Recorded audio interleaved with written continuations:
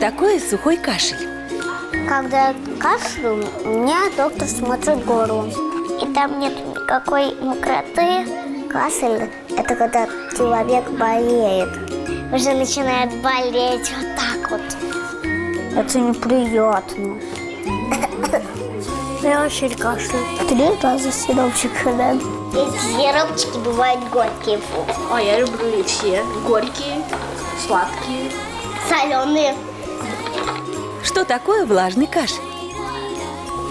Влажный кашель. Но это я не знаю, честно. Просто кашель. В холодном месте, и ты заболел. Когда хрипишь. Терпеть не люблю кашель.